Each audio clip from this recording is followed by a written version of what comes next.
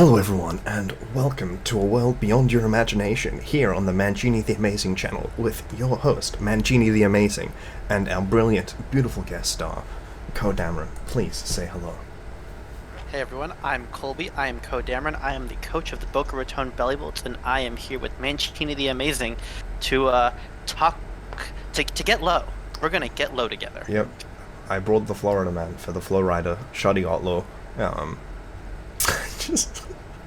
Sometimes I just have the worst ideas for video thumbnails, you know. This isn't as bad as one of the ones I had with Goose, where I wound up having to completely change it just because it really was not going to work at all. And here are some fan art versions of the Gen 2 beta pre-evolution mons, which I just love every single one of them. Tyrogue especially. Tyrogue is so confusing. It's the one next to the Mr. Mime one, but I like yeah, the I circled it on my screen, so people watching. Actually, Oh. I think they can see my mouse. I'm pretty sure they can. Whatever. They can't see mine. That is very true. The Mime Junior, I don't know, I think the Smoochemon is very, very different to Smoochem. Although the colorization is all done by the artist, because I don't know if you've seen the beta, but the colors, they're just monocolor. But the goal here is that after watching this video, you will be able to confidently draft any one of these 8 beta baby mons in your draft league and use them effectively. Oh yeah, because Shadi Got Low is in the sense of, we're talking about low tier Pokemon and how they can be used in, well, so in VGC generally, but in the context especially of VGC Draft League, and we're looking at through the context of just having had a very good season of the VBL, which was a Regulation C Draft League. So all of the examples we'll be using ones that were influenced by our experience in the VBL, as well as we'll be discussing other experiences that we've had and that we've seen. Did you play the other league that Pancake did before VBL? I did. I played in the Prismatic Draft League. I ended up drafting... That's right. We were talking about the video you made. I had Torkoal, I had Sandy Shocks, I had Lilligant, I had Oranguru, I had Great Tusk, and the star of my team was Persian. So you didn't have any low tiers? I had Persian. Okay, had Persian. Wow, that's a... I suppose that brings us on to our first video. How low can you go? What would you consider to be a low tier? Because I wouldn't have considered Persian to be a low tier. Or I guess this gen, with Covert Cloak, it seems significantly worse, but last gen, it was a really good mon. I would definitely have thought... I mean, like, this is the thing we're saying of, like, what is a mid-tier? So we've got, like, the 3 stages of low-tier, where we've got Pokemon that, you know, if we're talking about high-low versus high-mid-low, Indeedee Male is definitely a very good Pokemon, but it can kind of fall into the general concept that we'll get into in a bit, but often would be considered maybe a higher-level mid-tier. Then we've got Appleton, who is, I would say, considered by many people to fall firmly into that low-tier spectrum, as a Pokemon towards the bottom end of the draft board. Certainly enough so that Sam and Daddy would suggest that it was not completely, even vaguely, worth being thinking of or something, whatever the hell they were trying to say when they were saying what they were saying about low tiers. And then Clibbit, who is slightly better than a Backmon, which is to say a one-pointer, but is definitely not the first Pokemon people think of when they're like, oh, you know, what is a Pokemon that I really want to take advantage of as a tech piece, but definitely has a strong use case. So what is your proposition? The way that I look at it is, okay, any Pokemon that you might bring to a regular VGC competition. You know, we're talking any of the Paradox Mons, we're talking anything with a high base stat total, that's a high tier, right? It's not hard to look at a Mon and say, that's pretty good, right? Hey, that's pretty good. I don't know, I feel like some Pokemon are used in regular tournaments, but are worse in draft leagues. Therefore, I propose we say that Amoonguss is a low tier.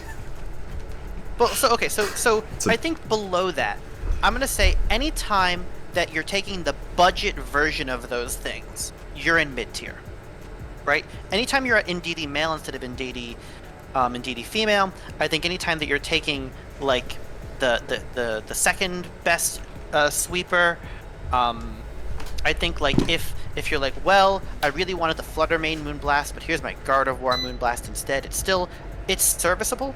There's your mid-tier. Gardevoir won Worlds. Yeah, and I'm talking current format, but you're not wrong. It's like, you know, like, I feel like don't know. Low tier is a weird thing. Probably if David Kotesh used it. Is, yeah. I'm saying that mid tier is Yeah. higher. I think there's like the premiums, and that's high tier, and anything that you feel like using Anything on a that regular they made basis. A specific replacement for. Yeah. Or not specific, but like a broad sweeping. Anything that's been power crept out of the meta. Sure. Yes. I assume that power creep happens in the card games that you've played, outside of just Magic. Oh yeah. Magic is weird. They have a very bizarre types of power creep, where some of the most powerful cards are the oldest cards ever, but then sometimes they make really broken new stuff. Mm-hmm. But the low tier, I want to call low tier as something that, wow, I want to use this thing, but it has this big drawback. A thing that you look at and you're like, I like this, but I want this to do this, and it's only this good at it. I want to say that a low tier mon is something that you have to make concessions for, and you have to support, either has to support your team or your matchup to warrant its being brought, or so you think you something have to support that it. Easily fits into a team is more of a mid-tier sort of mon. So something that defines a team is a high tier, something which easily slots into a team is a mid-tier, and something which takes concessions from your team or has very niche use cases in the support it provides as a low tier? I love that. Yes. I think that's the argument I'm trying to make. Okay. I'm willing to make concessions on my argument, but that's exactly where I'm trying to be. Yeah, I mean, that seems like a pretty reasonable thought process. I don't know if I feel like I would necessarily say low tier for that, because I feel like, like we were saying, that there are Pokemon that are definitely low tiers that I think kind of fall into that position of, hey, I bring them sometimes. Like Appleton, I think, is a great example. Appleton will often, not force play concessions, but it's kind of more of like a matchup pick where you look at an opposing team, and then you see, oh, Appleton can straight up just like 2-0 at the end of a game if I just play reasonably in the early game. Sorry. And I think that's the purpose of this video, is looking at Appleton and being as like, I don't love this mon, it doesn't do everything, but in so this mean. matchup, I love him. well, for me that's Toxapex. Like, in the Prismatic Draft League, in my other draft league I played, Toxapex won me multiple matchups because I saw this Toxapex and I go, if I take out this one threat, I can 3v1 with Toxapex. And in VGC, Toxapex is, I mean, we have it at 4 points in this league, and I don't think it took a whole bunch of lives from this league, but I think that sorry, I'm just Toxapex, gonna quickly step away from my headphones if something come up, but you can keep talking about good things and then just catch me up. Oh yeah.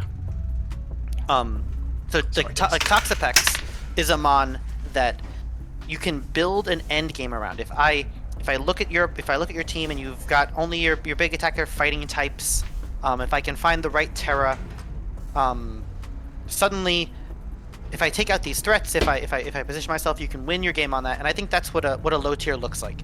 It is a Pokemon that once you identify your opponent's team, you're like, okay, now all of the things that were holding this mon back, I can either shore up those weaknesses, and it's worth bringing over one of my mid-tier mons to the matchup. Looking at some of the other mons, for me, I brought Bellibolt to a lot of matchups, right? I brought Bellibolt to a lot of my games. I don't think Bellibolt's particularly low tier, but I think that it's got incredible power. I think it's got incredible potential. I think that a lot of people underestimate Bellibolt, and I think that's another part of what a low tier mon is. If your opponent is like, well, Fluttermane's coming to every match, and certainly Wo-Chien's coming to every match, and I didn't even bring Wo-Chien to all of my matches. But like, sorry, someone knocked on the wrong door. But like the Bellibolt, probably coming to most matches. But I don't think, if someone looks at my team and says that Bellibolt, I don't respect that Bellibolt. In their eyes, the Bellibolt is my low tier mon, and me bringing it is kind of a surprise. Like, oh wait, you brought that mon? Hold on, what is that gonna do to me? Did I miss something? I thought I had 3 ground types and a Raichu. Why is he bringing Bellibolt to my team? Did you bring it against someone with 3 ground types and a Raichu? No, but I'm cocky like that. I'm an electric trainer. It's a water type. I would do that. Bellybolt's a water I type brought when it- you want it to be. Yeah. I So- remember I was playing against a Bellybolt, and like my opponent was like, okay, this is my Tatsugiri check / Dondozo check. I clicked Terra Grass, and I hit it with 3 water moves in a row, and it died. Not with Dondozo, mind you, just with Tatsugiri and Vaporeon. So like, in a matchup, so here's a question for you. Can a Pokemon be, you know, I know we're like high tier, low tier is such a, I don't think it's a great. It's categorization. Yeah, like I understand your concept of it. I think low tier in terms of the very. If we look at the tier list, where does this Pokemon place? There's definitely some sensibility to that, but then it's like, okay, well, this tier list is bad sometimes. Like, is Bellybolt a low tier mon? I think would in a have thought so. matchup against a Raichu and 3 ground types, certainly it's awful. But into the Pelipper Rain team, it's probably great. Yeah, but you know, I would think high tier Pokemon can also have bad matchups. Some of them are less consistent. Like a very good, consistent high tier will not have bad matchups, but you can have a less consistent high tier Pokemon that does have bad matchups. Gothitelle is a very interesting example for that, where Gothitelle is a really good Pokemon, but if you're going to be locking them in here with you instead of locking them in here, if you're going to be locked in here with them instead of locking them in here with you, Gothitelle is not necessarily a Pokemon that you want to be slotting onto that team. But it's absolutely a high tier. It just sometimes, you know, you can get matchup fished, and that is more broadly like how it is. I don't think anyone would dispute that Glimmet is a low tier, but Glimmet is a very good Pokemon. Yeah, Mostly because it has like 3 traits, and the 3 traits are good. And I think I would consider slotting it into most teams, even if not consider strongly. I don't think it's a Pokemon that I need a specific use case for. I would more need a use case against. But I think that's more just the nature of offensive Pokemon with moderately decent speed tiers. But like, would you run a Glimmet without a Focus Sash? Yes, I without, ran like, an Scarf and Eviolite. I've never run Focus Sash on Glimmet. Scarf Glimmet, yuck. It's like reasonably fast. It's like I've only run Glimmet twice because in the specific league, the teams that you had changed week to week based on like you had each drafted teams, and then 8 Pokemon would switch between all different coaches. So I had Glimmet in 2 of those weeks, because one of them was like the regular season and one of them was subsequent. And I ran Scarf Glimmet the first time, and then Eviolite Glimmet the second time. And I don't ever imagine running Sash on it. It seems like a really weird mon to spend a Sash on. I don't know, you want it to get hit twice. Do you? Do you really care that much about Toxic Debris, or do you care more about the fact that it's got really high special attack and actually learns Power Gem, unlike half of the other special rock types in the format? Maybe I'm valuing it wrong. I don't know. I just looked at the funny big numbers. Yeah, and that's one of the weird things. It's like, where can you find these funny big numbers? Like, have you ever looked at Zweilous? Have you ever seriously looked at Zweilous? I've drafted Zweilous. It sucks. But I missed the one time I clicked clicked the move. hustle. Yeah, but it's got hustle. Yeah, where's your gravity strats, man? If you have to, I don't know. I feel like that's a bit of an overcommit. The problem is that it is way frailer than I thought it was. Hold on, you're saying that if you have to make a concession on your team to support this Pokemon, then it might not be worth it? I think we're describing a low tier. I feel like it needs to have more of an upside, because there are a very great variety of it. You need, gravity is a very different concession to a lot of other the sorts of concessions we're talking about, like clicking Fake Out next to it, or getting speed control. Gravity is a very niche concession, and even then, on the turn that you're setting gravity, Zweilous is probably dying. Sure. So let's look at another quote low tier, at least by our point list. I spent 6 points on a Cloyster. Yeah. Right? That Pokemon and there was a week... was very under-tiered. I complained about that during the tiering process. There was a week... Sorry, I interrupted you. Oh, no. I'm just trying to say, like, how low can you go? What is the line of a concession that you're willing to make in order to draft and utilize a low tier? Yeah, like, I think that whether you require concessions tends to more reflect on a Pokemon's consistency rather than its quality. Which I guess is what I'm thinking about. Because I thought that putting a Focus Sash on Glimmet was a bigger concession than I was willing to make, because a Focus Sash is such a powerful and impactful item that I don't know that I would necessarily be willing to spend it on an extra layer of Toxic Spikes. Whereas Choice Scarf and Eviolite are much less likely to be contested on my team. And, you know, if the Choice Scarf is contested, then if I need 2 Choice Scarfers, the matchup's probably pretty rough. So then, you know, a lot of that question of concessions is not just about play concessions, but it's also about prep concessions. But I think we're getting a little bit ahead of ourselves in terms of talking about in practice what we're going, because we're trying to stage. I'm looking at the prompt here, and I'm asking, how low can you go? And if your answer is, I won't go as low as gravity to support my I got countered by Jigglypuff. Because it has 105 base HP or something. So, you know. Rough. Well, it's funny. I'm down with that. No, it's rough. That's rough, buddy. I don't know. I'm done with that. Did your girlfriend get turned into Moonblast? I don't know. Did your girlfriend get turned into Moonblast? Do you mean the rough, moon? Buddy. That's what I mean. That's rough. It's like Moonblast. My brain is like slightly behind. I'm sorry. It's only 10 a.m. I don't think I can use that as an excuse. It's really cold out. It's 14 degrees. Cresselia is not until the next 14 degrees Fahrenheit or Celsius. Celsius. Either way, it's cold. Okay, cool. I'm in Florida. It's not cold here. I mean, I'm in Queensland, which is sometimes like Florida, but it's also just not right now. I'm going to I only went to Orlando when I was in Florida. Anyway, okay, so the answer is you can call anything a low tier as long as you're willing to make an argument for it. Was that the conclusion we reached? I think there's also a reasonable argument that anything that you pick on your team that you don't like and are considering trading, you can call a low tier. And anything on your opponent's team that you're afraid of, anything that you're afraid of on your opponent's team, like those Pokemon are trash, and then you have to fight it, and you're like, wait a second, what is that Tadbulb doing here? Oh no, sorry, I didn't think it was trash. I thought you were going to say Pokemon or your opponent's team that you're scared of are high tiers. Yeah. If you're scared of my Tadbulb, of course it was a value pick. You should be scared of Tadbulb. It was like underpriced. That's like a 5.1, right? Yeah. So the question of how low can you go is, I probably would never call Indeedee a low tier. I think that Appleton is maybe towards the top end of what I would call a high tier, and Glimmet is, in my view, like the definition of what I would call a low tier. In the sense of it's a Pokemon with a very strong niche. And like I said, like we were mentioning, several like strong niches. It's got several very useful conditions. In the combination of its good typing, its good offenses, and its good ability. So you have the ability to do multiple things with it, even if none of the things are particularly like very like top sort of stuff.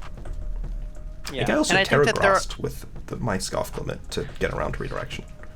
Is there something that we're not talking about? Are there mons below low tier that the bag. Of course that mon is bad, right? Yeah. Bad or bag, like tiered bulb.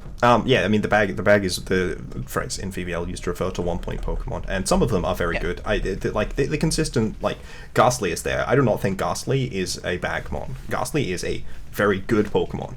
It's like the hardcore Dondozo counter, because you click Destiny Bond. Mm-hmm. There's no custom berry in the game, so you lose. I do think that there is a like. There's an upper limit to this conversation. We're not talking about the high tiers, and I think I just want to mention that there is a lower limit of this. Like, of course, I mentioned Jigglypuff. Yeah, and like I think Jigglypuff can do a thing where it beats you somehow. I think Ghastly can do a thing that I think Ghastly's quite good.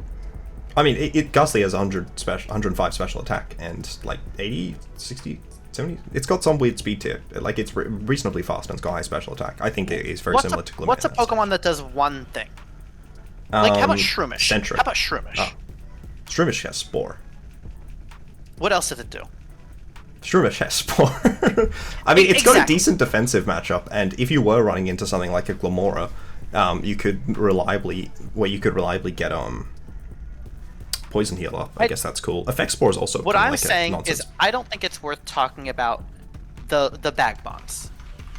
I wanted to have a brief aside about them, but yeah, that's it. Like, I think that there are a lot of Pokemon that are underexplored, and that are underexplored probably because they have like a very high skill floor, and then their skill ceiling is not significantly higher than that. And I think that's true with a lot of these Bagmons, which I don't think is necessarily true for something like Ghastly or Glimmer, where the use case is very obvious. But something like Jigglypuff, where you want to take advantage of the fact that it's got very high base health total to be able to deal reverse damage with counter, that is a very specific tech, and I think that was something that, showcased some degree of skill from my opponent. But then after it was explored, it became less threatening as a result. And I think that is true for Pokemon like Shroomish, where someone can probably do something with them, but if you know what it does, you can play around it a lot easier. Yeah. So I think in a low tier mon, it is specialized, it has some drawbacks, but it's there to do something that might be a little what is that gonna do here? I don't know. It may have a little bit of flexibility. It might have it has a niche, it's doing something. Appleton is going slow and stalling you, but how? Yeah, or Appleton is clicking Apple Acid and doing offense, right? Like, you see the Appleton, you're like, okay, it's got two really good game modes. Is it the Iron Defense while you press Leech Seed, recover sort of set? Or is it, oh, I'm just going to click Apple Acid and Dragon Pulse and blast through you, in Trick Room? And you can generally tell that based on the team that it's on. Though, don't tell Goose that you're supposed to structure the team with your one condition. I love him, man. He's a blessing to this community and to my channel. So yeah, that's how low you can go. So low cost, low risk. This is something that I was thinking about specifically. These two were Pokemon that were bought pretty frequently by their coaches that didn't cost them a lot in terms of draft points, and added an entire mode to their team. Snova came a lot to help Iron Bundle hit Blizzard, give Iron Bundle more physical defense, as well as to let Iron Bundle set Aurora Veil, though I think it also had Aurora Veil itself for some of those games. And Tropius ran whatever the hell it wanted to, but very often Leech Seed was one of those moves.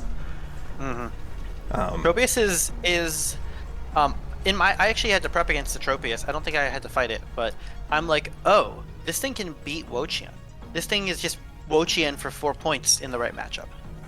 Yeah, if you ignore, the fact that Wo-Chien is also Reflect, yeah. Well, yeah, but, in the match, I'm like, oh, if I get into an endgame where I can't kill this Tropius and he kills my neighbor, if I get into it, I can't... you can't 1v1 it reliably. My tech against it was I was going to soak it. Or maybe that was some other matchup. But the idea is that if you soak a grass on... then you can leech seed it. Yeah. I remember you telling me that. And it's not going to Terra Grass. But I had to have this, This is why I run Terra Grass on Pokemon I don't expect to Terra. I had to have a contingency for Tropius. It cost him 4 points, but I had to respect it. Right, but Tropius also won 3 weeks by itself on Sneeve's team. So I definitely think you have to respect it. I mean, I think Tropius has Harvest, which is an incredible ability. It's got Chlorophyll, which is an incredible ability. It's got access to Leech Seed, which every grass type without Leech Seed is worse off for not having access to it. I did not respect Snova well in my play. I respected it in my prep, and then I didn't respect it appropriately in my play when I was playing against the Snova Iron Bundle combination. And if not for my opponent misclicking, that would have cost me a lot, because I had completely just slipped out of my mind. Oh, Iron Bundle has a 50% defense boost, so it will lift this attack. But I had a special attack which was designed to take it out, and then the support specifically for that, which I had led that combination for that purpose, and then not followed through with it, which was definitely a mistake on my end. So there's a lot of it commanded a lot of respect, and it had pretty significant game impact, even if that game wound up coming down to an unfortunate misclick. And I think a lot of that, so low cost, low risk, the idea of I don't have to spend a lot of points on this potential option of a game mode. This is a drafting. This is it affects you in the game and it affects you in your prep, but really this is a drafting thing. Oh yeah, this is the slide where we talk about draft. The drafting phase of thinking about low tiers. If you have a Pokemon that has specific synergy with this low tier, consider taking it. A thing I wanna ask you about is, at what point during a draft do you start looking at the lower tier Pokemon? The second you have Iron Bundle. Sorry. Well, sure. So you start your draft, you have 1,000,000 points. You feel like you're on top of the world. You can pick up your Fluttermane, you can pick up your Iron Hands, you can pick up your Regieleki next generation, whatever it is. You can pick up your big mons, the first couple mons, and feel good about it. But as your S tiers, as your big points dwindle, you have to start making those choices. I picked Bellybolt at 10 points, round 3, after Salamence and before Ironmoth. Yeah. So I think a lot of it comes down to like a sort of game sense for what other drafters are going to take. Sometimes you can sit on a relatively high tier Pokemon that just doesn't work very well on other people's teams until the end round. In one of my other videos on this channel, I said how not to draft League. I picked up Gothitelle, I think, in the last round or the second last round of draft because it didn't seem like anyone else was going to take it. But it just worked very well with my team, and then other people's teams either had similar Pokemon or didn't have a lot of points to work with. So a lot of it is about evaluating where you are in the draft, and this is something that I'm not particularly good at, though sometimes it works out quite well. And it's just like, okay, when am I wanting my low tier? Okay, am I worried that someone is going to take this round 3 Bellybolt? Well, if they weren't worried, I think you did snipe someone who said that they wanted to take it like the round after. Yeah. And in fact, so Bellybolt was not my original round 3 pick. It was Salazzle, and I got sniped. And then I went.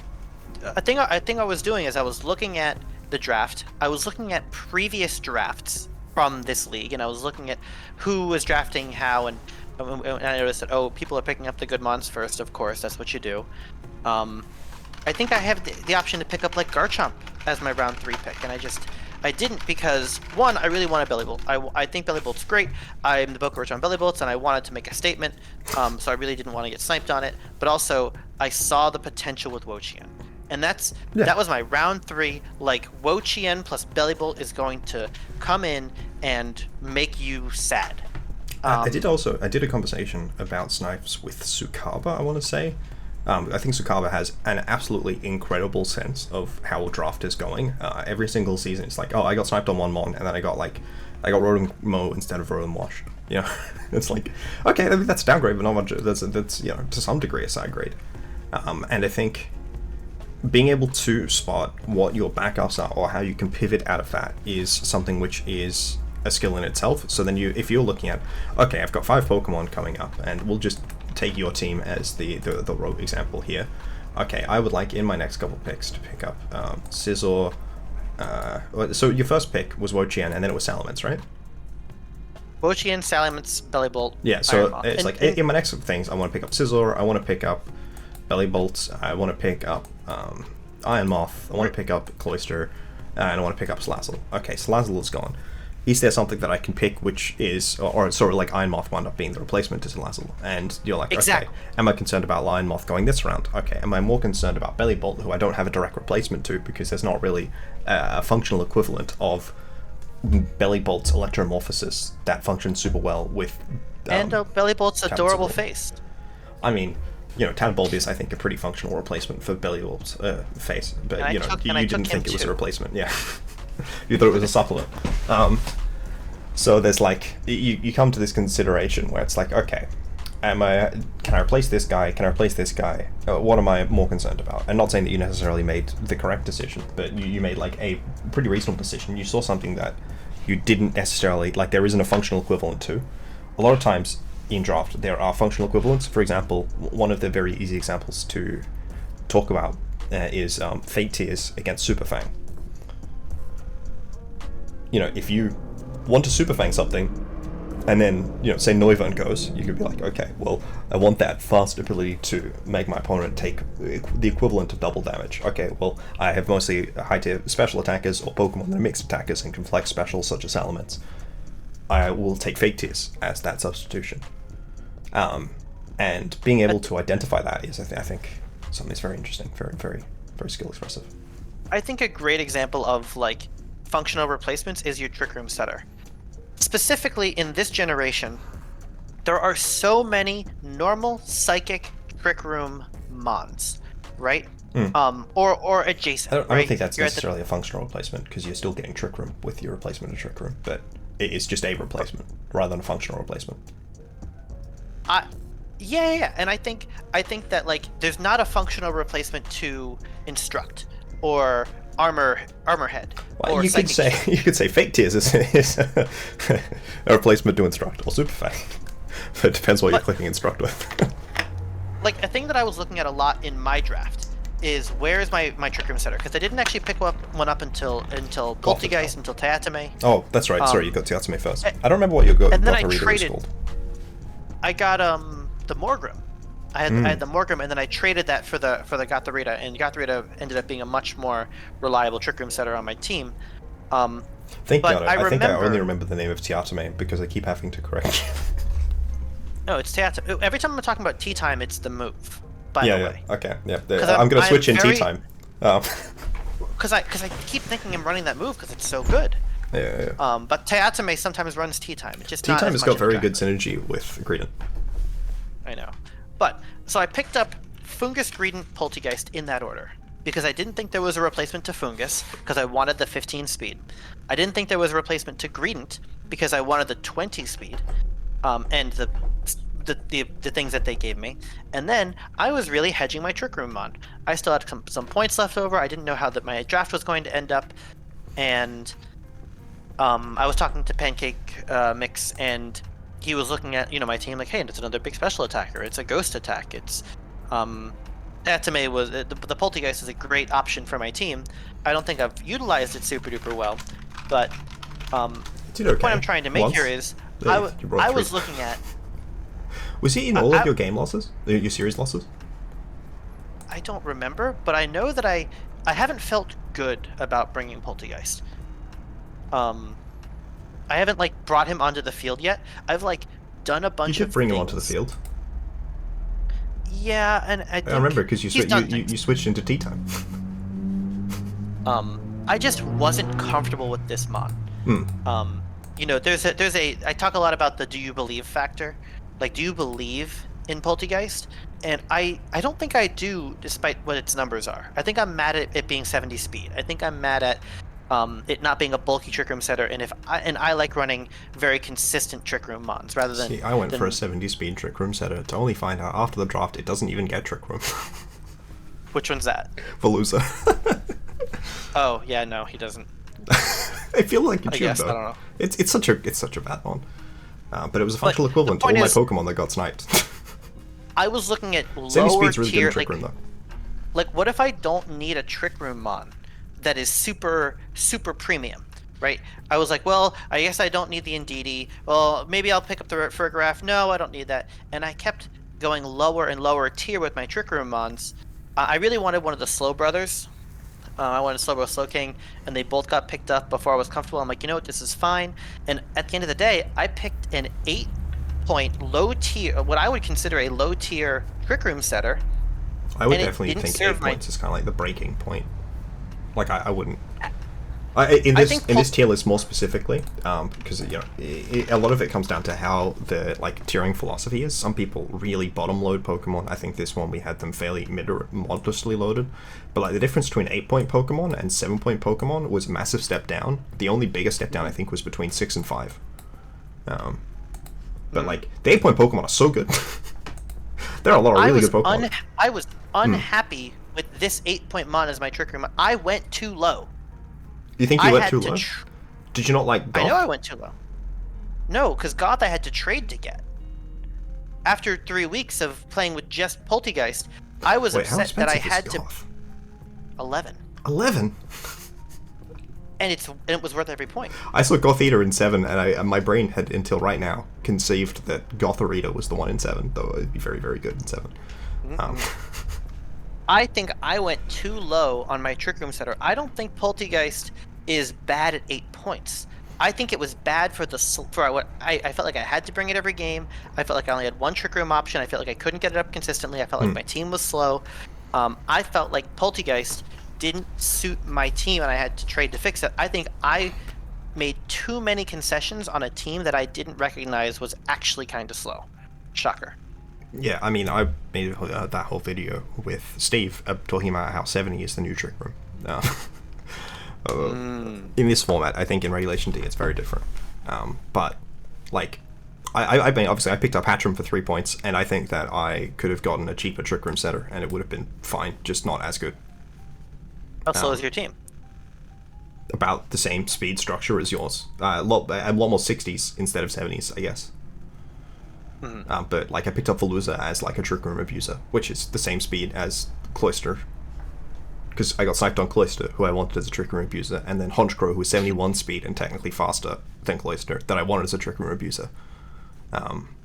Like, all the Pokemon that I was looking at were in that range of what you didn't recognize as slow. I was specifically trying to get a Pokemon that was in that speed range for the purpose of abusing Trick Room.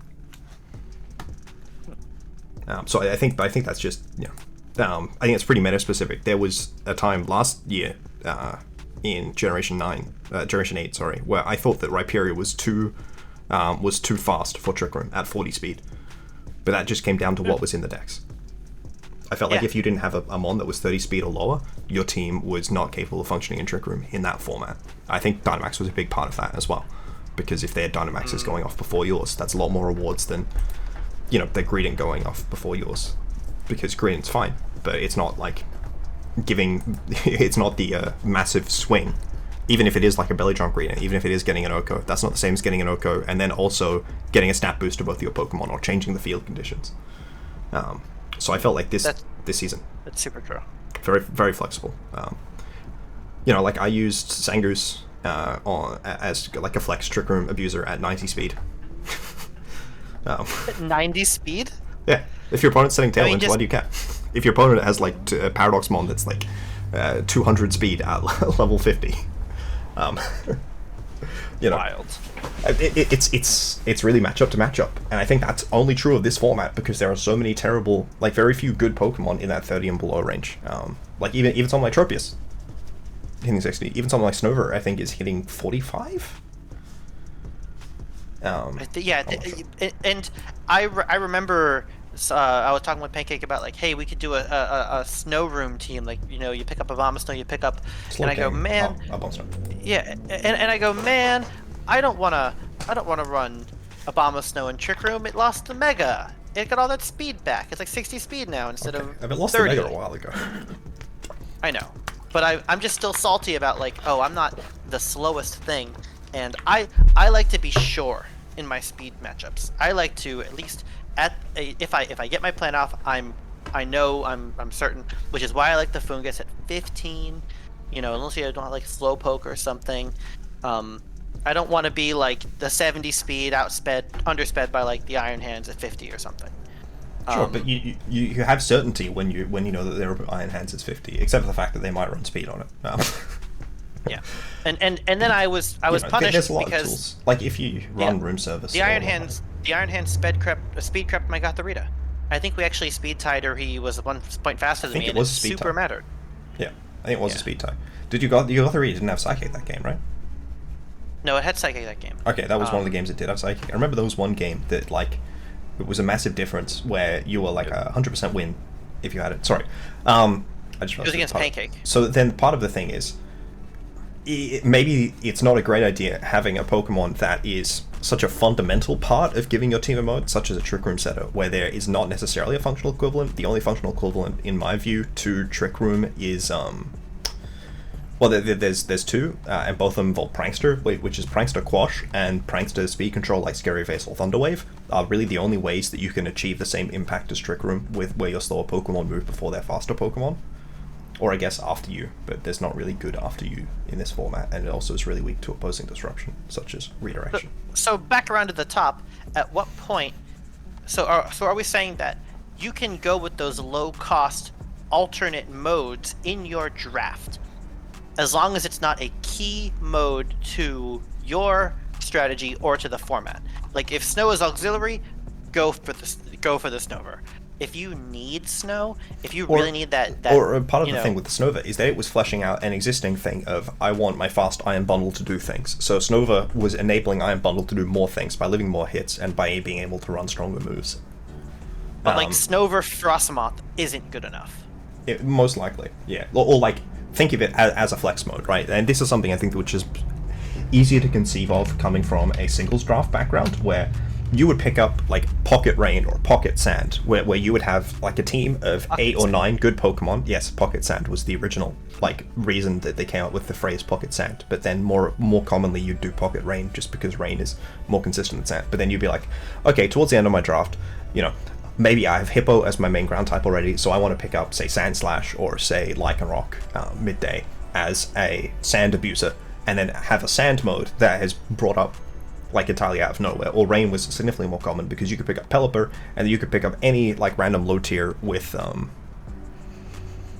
Swift Swim. Like Kabutops was a great example of a Pokemon that I definitely more than once used, where I picked up Politoed or Pelipper and then picked up Kabutops, and then all of a sudden my team had an entirely new mode that your opponent needed to prep for, but I didn't feel pressured to bring. Whereas Trick Room and Tailwind to some extent, though I'd say Tailwind is a lot less hard to replace than Trick Room, are things in VGC draft that you want to have a game plan of in your base structure.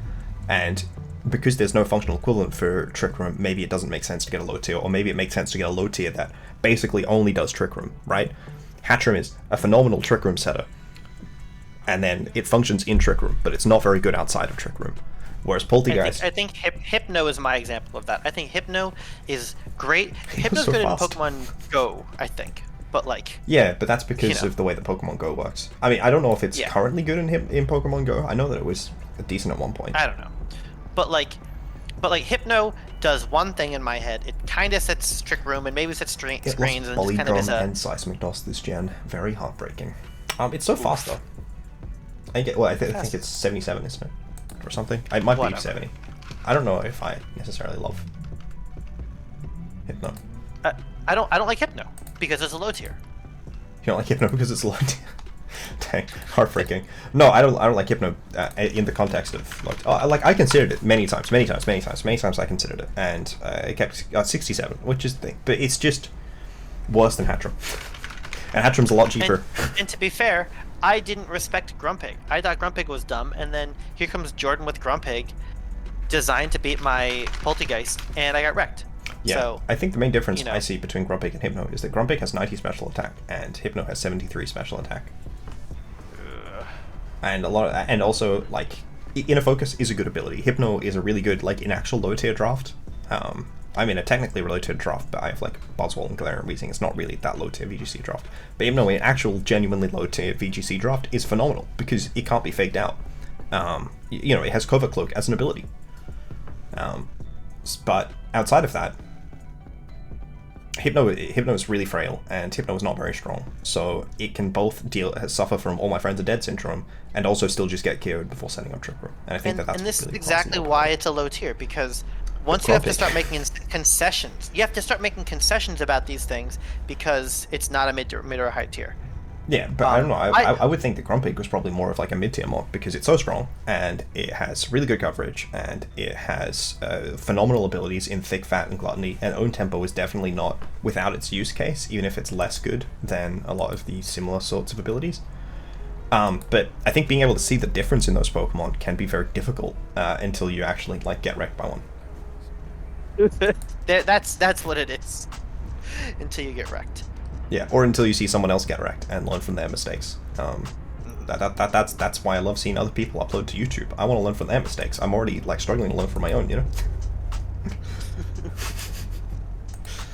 I'm already getting beat by the fact that I forgot to click protect on the last turn of Trick Room, you know. Part of the main thing for this one is when can you afford a Pokemon in a draft, but not necessarily afford a Pokemon on a team slot, and that is something like Snova, where it can ideally pressure your opponent to make decisions, or it can give you the ability to make decisions that your opponent wouldn't have accounted for. But the more frequently you bring it, the more its cost is not what it cost you in draft, but instead what it's costing you in that set of 6 Pokemon that you're bringing. So you have to consider how vital that structure is. And if you're going to have to bringing that low tier a lot, like you would with Snova if you really wanted to go in on that, but like you would with your only Trick Room setter, especially if you're a fairly Trick Room oriented team, then that is pretty significant, and that's something you definitely have to make decisions about. And part of this is about talking about the sort of decisions and concessions that you have to make when deciding this in draft, and then subsequently in the matchup. But I also played the BDSP season. I think I had Centret come to team preview 5 of the 7 or 8 weeks, and it never hit the field even once, but every time my opponents had to respect it. Wild. 8 weeks, because I lost round 1 in playoffs. What is that? Belly drum extreme speed? No, you're thinking Lanoon. Centra has Follow Me. Oh, great. Oh, I think, didn't week 1, didn't, Scatterbug come with the Friend Guard and the... Yeah, I mean, Scatterbug's incredibly good. Like, Scatterbug is absurdly good, because it's got Shield Dust as well. Spupid only has Friend Guard. I genuinely, I think that Scatterbug is a really high tier support option. Last gen, it wasn't in the gen, and every single time I'd be like, damn, my team would feel so much better if I did have something like a Spupa or a Scatterbug or a Vivian. Because it turns out not being able to be faked out or potentially providing your partner Pokemon dual screens are both very good effects. Redirection is one of those things that can really flesh out a team. Obviously, you did with VGC as well. I've been working it. I'm working on it. So yeah, now I go back to my list of things that we were talking about in the video, so that I can go. Oh yeah, big numbers, low speed, big numbers. Oh sorry, big speed, low numbers. I said the same thing twice. Big numbers, low speed, big speed, low numbers. So these are kind of the two ways that your Pokemon that are fully evolved generally, or sometimes they were previously fully evolved and subsequently have gotten an extra evolution, where they do something decently well because they either have big numbers or they have big speed.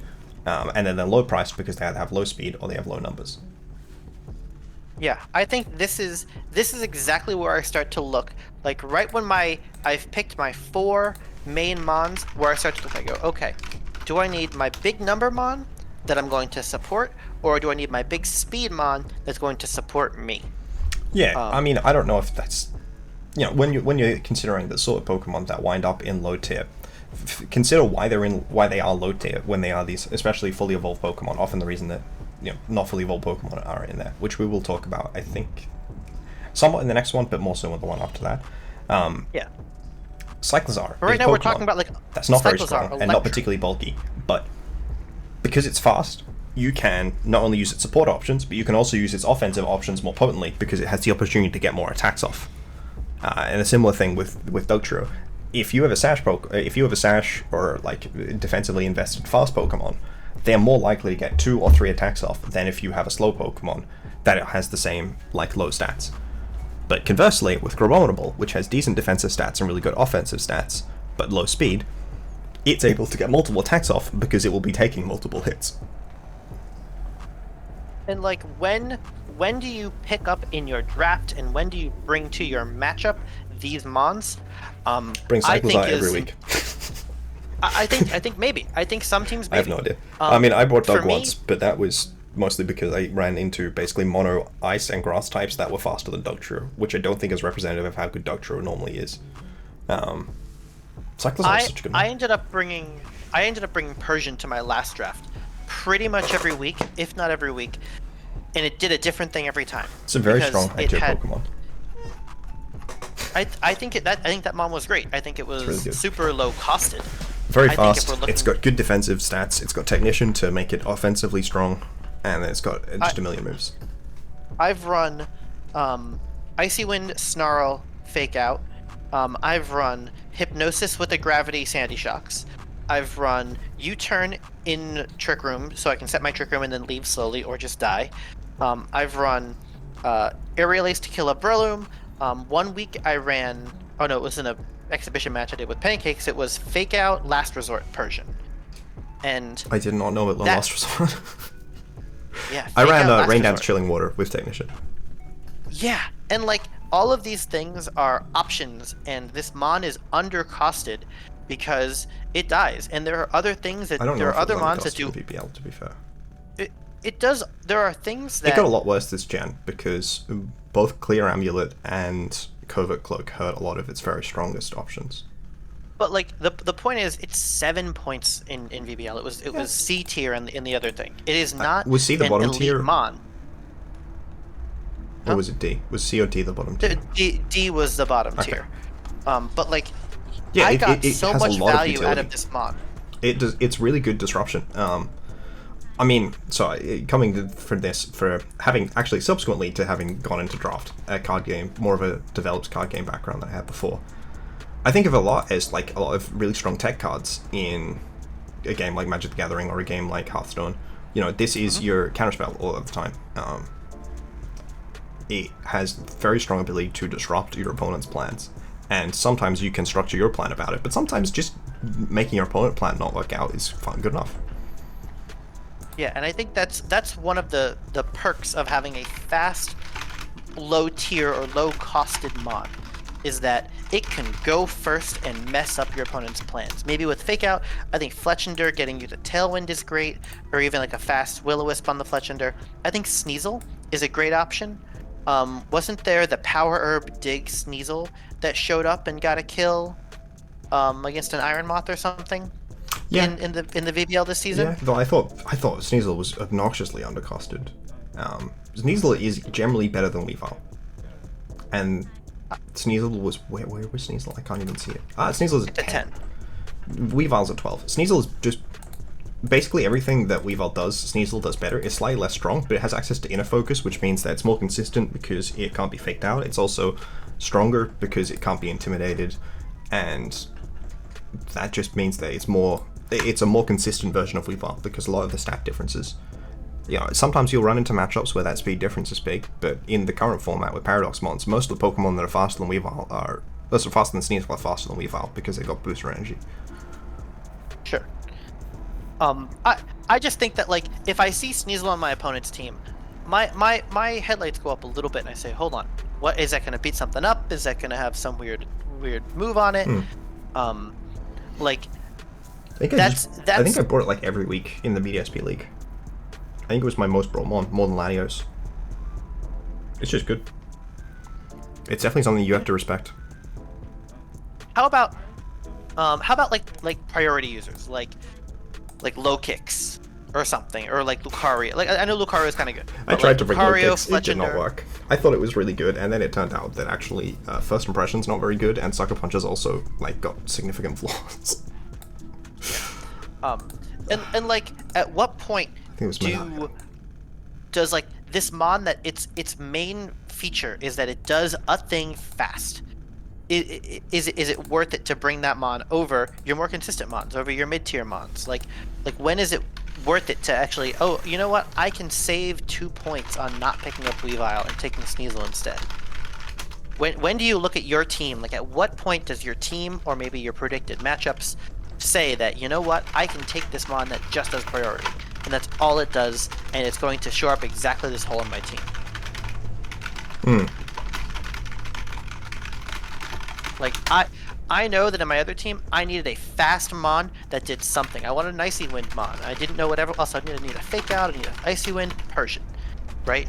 Like, maybe I could have picked up Pikachu, and it would have done a similar thing, but it wouldn't have, because I could have fast nuzzled, and Pikachu's only 90 speed, but like, at what point do you look at your team and say, I can pick up a low tier mon and make it shine on my team because I'm missing blank thing. I'm missing bulk, so I can pick up Appleton. I'm missing, I have Gothitelle and Iron Hands. You know what?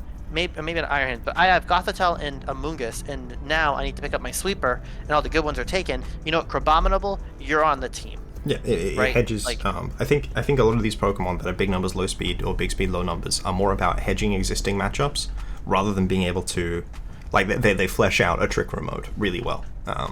And like, that's the sort of the same thing I was thinking of with Veluza, which has just bad numbers all around, but not big speed. But like, you have a mode, and you're like, okay, if I run into a mode where the matchup for my Trick Room Abuser is not particularly strong, how can I develop it so that my opponents have to respect it more, or so that I can be more successful in taking advantage of it? And a lot of these, like Cyclozar and Dotaro mons, are very good at like holding a position for a fast or a long game sort of position. Obviously Dotaro's Arena Trap is particularly nefarious, but even just like Electrode, say. Sometimes, just having that fast Thunderwave is good. Sometimes just having that fast, 60% damage from a Thunderbolt or the Draco from Cyclozar is enough to be able to get through a Pokemon that would otherwise check your fast mode. Or force your opponent to put a couple more points in speed. Like, maybe if you have Cyclozar, then your opponent's like, I guess I've gotta bump my mon speed up a little bit. Yeah, maybe I can't run Adamant Chien-Pao. Exactly. Like that's a massive game changing thing that you get out of having a mon like Cyclozar or Dugtrio. Like that was something that changed, impacted my game. That's my biggest reason. Like my Fungus, I nicknamed it Safety First because I say, look, every time if I draft Fungus for 8 points, then he doesn't get his value from sitting on the field. He gets his value from every time that I bring 6 mons that aren't him and my opponent brought safety goggles. Yeah. If my opponent brings safety goggles, then I'm running really 6.5 mons. Yeah. That's definitely true. I was thinking the same thing with Crab. That can leave more people more likely to decide what terror they want to pick. They might go specifically for a terror like water or flying. I guess flying probably isn't a great example. Poison maybe, for the purpose of resisting that ice or that farting move, instead of going something like steel or going something like flying. You scare people out of terrors which otherwise may be slightly more optimal, which aren't necessarily massive changes, but it can be a significant thought impact, because sometimes I may not be respecting a Pokemon that I think in terms of running moves for it, or maybe even always running investment for it, but I may shift one of my terrors between like similarly functionally equivalent ones, like say fire, poison, and steel, and I'm like, well, they have a really good fighting type, so I don't feel like running the fighting one. In fact, their fighting type, or like this, like not really going like crap, which is quite scary because it's that offensive fighting type, then I might run poison instead of steel, or even fire instead of steel. And having that shift can really impact games, because there are a lot of other matchups it affects beyond just the matchup into the York Abominable. But in affecting, by maybe not even bringing Abominable, or even by bringing it, maybe pressuring them to Terra and then losing their defensive matchup from their regular typing, it can really swing a game. And that's one of the things I love about Draft League is your cards are on the table. Yeah. Right? You know my 11 mons, and I have picked these 11 mons only to bring 6 of them. Well, the thing I love about it as well is you have all the 6 cards in your hand, and then you play 2 of them, and your opponent doesn't know that you've burnt 2 of them, like it's dealing for Texas Hold'em, right? But you know exactly what cards you have. Also, your opponent looks at your cards and they can only see some of the text. It's really, really interesting. I think it's very similar to card games VGC. I think that's super important, and like I will admit that picking Tadbulb as a mascot may have been suboptimal, and I could have picked a different 1-point mon. I think I would have picked up Diglett if it was available. I think I would have picked up, I don't know. Was Diglett not available? I thought it got picked up as a transaction. Whatever. Oh, it must have been maybe in the other division. The other division, I think. But like, sorry, the point is like, I picked for the memes. I picked for Tadbulb because I'm a belly bolt enjoyer. I mean, there were a lot of insane Pokemon in this format. Like, I think a lot of the Pokemon that are in 1 did not belong in 1. Like Shellos is in 1. Shellos is in 1. Ghastly's in 1. Skrelp's in 1. Like, would my draft have been better by having that really great water? Is Shellos a water ground or just a water? Just type? water.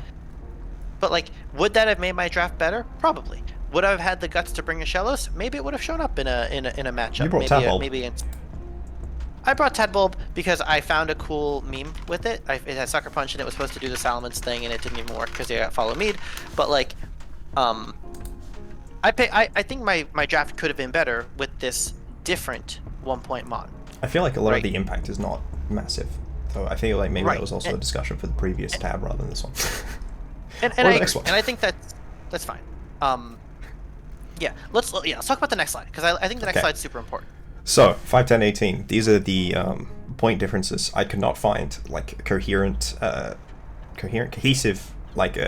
numbers for ones where you want to go to multiple digits. So that's why they're all slightly different. I think this 18 is a British video game age rating system, apparently. Why don't they just use letters like they do for movies? I couldn't tell you. So these were the point differences for the different forms of Grimmsnarl. And, we just want to talk about the younger sibling, lower expectations. What is it that you're going to do? Because a lot of the functions are functionally equivalent, especially since Impidimp got dual screens this gen. It didn't have one last gen, but Morgrim did, and Grimmsnarl did. What are you missing out on? What are you gaining? Because obviously you're missing out on 13 points getting Grimmsnarl over Impidimp. You're missing out on 5 points getting Morgrim over Impidimp. You're missing out on 8 points getting Morgrim over Grimmsnarl. What are you missing out on? What are you gaining in terms of moving up that thing? And then, is that something that you'd be willing to sacrifice heading down that list? And also back to the superfluous discussion of what's a low tier and a mid tier and a high tier. Is this that scale? Grimmsnarl's awful. Everyone hates Grimmsnarl. Oh, I took this specific example. You shouldn't prep for it if you're watching Rich Weave. I don't actually know their name. I feel like I might. But yeah, Rich, if you're watching, don't prep for Grimmsnarl. It's not coming. It's terrible. So what is this that scale? I don't know. I don't think that I would necessarily conceive of Impidimp as a low tier Pokemon. Which we go back to the whole thing. It's like I think Impidimp is. When I was talking about the difference between 6 and 5 points, I thought that most of the Pokemon in 5, with the exception of Toadscool and Impidimp, were definitely low tiers, and then 6 and above was like the mid tier range. That was how I was conceiving it. My scale puts Morgrem solidly in the mid tier. My scale would put Morgrem maybe just out of high tier.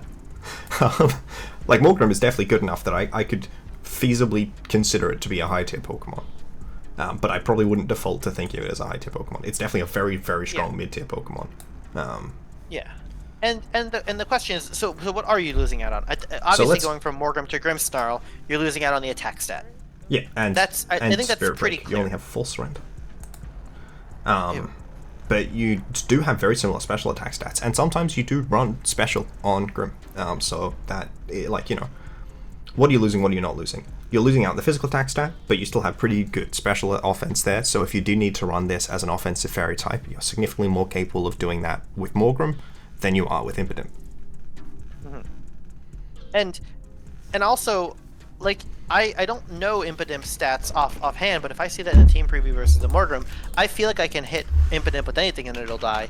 I think I can hit Morgrem with a strong move and it'll die. But not. Yeah, I mean, I would expect Morgrem to live one hit behind a screen from like a strong neutral stab move, and I would expect Impidimp to live one hit because it's got a sash. Right. Morgrem is 45, 30, 50, 45, 30, 40, which means that it can probably live an absurd amount of attacks if you invest even with Light Clay, but not on both sides of the spectrum, which Morgrem can reliably live a hit on both sides of the spectrum, being 60, 45, 55, which is, 65, that's 20 more HP and then 15 more in both of its defenses, let alone with EVO-Light, or if they have the right screen up. And then, like, you're looking at the Babymon, and you're like, well, if I'm running if I want running Fletchling over Fletchinder, do I have to run the Sash, or can I get away with the Covert Cloak? How much does Fletchling take 50% from a fake I don't think out, Fletchling is a usable. No, with nothing that's doing 50%. I don't think Fletchling or Fletchinder are good with Covert Cloak because they rely on their ability too much. Right. But I was thinking EVO-Light. That's kind of like Fletchinder is a monster with EVO-Light, and Fletchling is sometimes taking 3 hits with EVO-Light, but most of the time still only taking 2, and then dying to the 3rd. Right. So would you run Impidimp with EVO-Light ever? No, but that's very specific to Impidimp's case. I would very rarely run Impidimp with Light Clay, which I think is similar to EVO-Light in function with Impidimp and Morgrem. I've run Sash on it. I've run Choice Band with Sucker Punch once. On Impidimp? Yes. You monster. It's really slow. It's not slow. It's 50 speed. Yeah, I got a Sucker Punch off and I got a Foul Play off in another game. Choice items are really strong. Okay. It's got 45 attack. Did it work? I think it did like 70%, which is what I needed it to do. Would Morgrem have killed? Spread move. And the Foul Play KO'd, but it's banded, stab, Foul Play. So. Yeah, Foul Play's nice. And hey, look, it was to a neutral argument to grant Dark as well. Yeah, and I'm just trying to look at the difference between Morgrem, because I think the difference up to Grimmsnarl is really obvious. I think the difference between Impidimp and Morgrem is that Morgrem is much more scary offensively and much harder to kill defensively. You can slap EVO-Light on Morgrem instead of Light Clay if you're thinking that the game is going to go for 5 turns and you want to be able to set a screen up, often only one, and then click offensive moves or click fake tiers and be focused on propelling an offensive game plan by sticking on the field a few extra turns.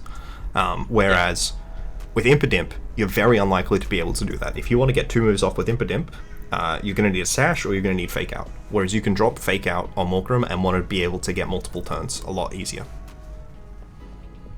And I think that's a great example of like that being lower stats and being lower quote tier is bottlenecking your ability to team build and play a diverse and unpredictable game because you're bringing the slower tier on. Sure, it feels a lot more pressured to make specific concessions in move pool, especially. So in item, yes, but in move pool especially, there are a lot of moves that you would run on Morgrim that you would not run on Impotemp, or would not reliably run on Impotemp, because you would only be able to collect them with specific lead combinations, for example. Fake Tears being a great example, and Scary Face I think similarly being a good example, because Morgrim's 70 speed. After a Scary Face, it's probably going to outspeed the other Pokemon. Impotemp's 50 speed. After a Scary Face, it is probably not going to outspeed the other Pokemon. I love that example. That's a fantastic example of where that Babymon super matters. Yeah. I think that Talonflame, Fletchinder, Fletchling is a very similarly compelling example, and to some extent the difference there comes. Talonflame incredibly reliably sets up Tailwind because your opponent needs to commit a Scarf Pokemon and a priority move to it to stop it setting up Tailwind. Fletchling is not going to be able to. It doesn't demand a Scarf Pokemon because they just need to break the thing and then have a Pokemon that's faster than Fletchling. Also, a thing I think is worth mentioning that I think is a little bit less high level. I think it's like a lower level note, but I think really worth mentioning is that there are other lines of Pokemon that I'm looking at the Palmot line specifically. That Palmot is 15, and Palmo is 3. 3? Yeah, but Palmo is awful. Well, yeah, and that's because, and these are obvious because we're not talking about them, but I want to talk about them. Yeah.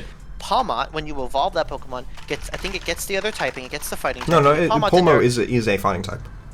Whatever. But it also, it gets Blessing, Double Shock and Revival Blessing. Not having a good Electric Stab is bad, because Wild Charge is especially bad when you are a Pokemon relying on Eevee or Light. It's also slower, and its attack stat is significantly less, so it just doesn't do anything besides Fake Out anywhere near as well as Palmot.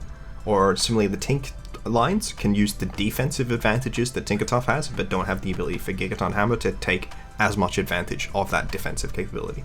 Gigaton Hammer is a great example, yes. I think that's pretty specific to signature movie sort of stuff, but I think that in general, if this was a lower power level, maybe even Series 1, but probably a lower power level even than Series 1, you could probably get away with using Palmo, because it's got close combat and 75 attack, so it's going to do okay damage. But it's 85 speed, it's going to move faster than some Pokemon. But the power level that it needs to work in, or the matchup that it needs to fit into to be able to take advantage of those traits, is a lot more specific. Yeah, and I like the Impotemp example, but I want to expand this into the Mons that go, here's my Goodra is Sliggoo is better than Goodra? Yeah, but why is Goodra 13 and Sliggoo is 3? Sliggoo is great.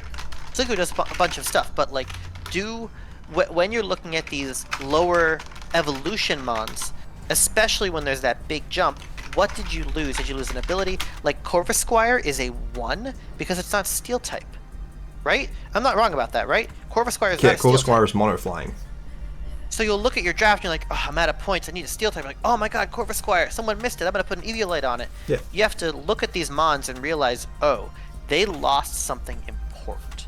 Let's bring up that conversation that I had with, I think, Poppin, where I was looking at the NFE Pokemon, which is to say, not fully evolved starters.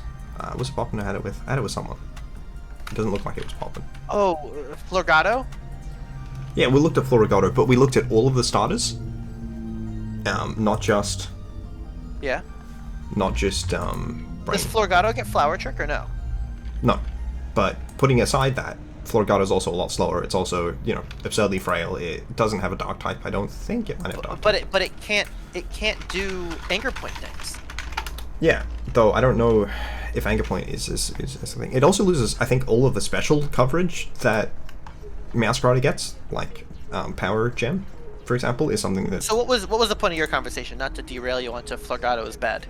That some Pokemon are a lot better at filling in the roles of the previously Pokemon that we were discussing, but that tends to focus more on what that Pokemon does rather than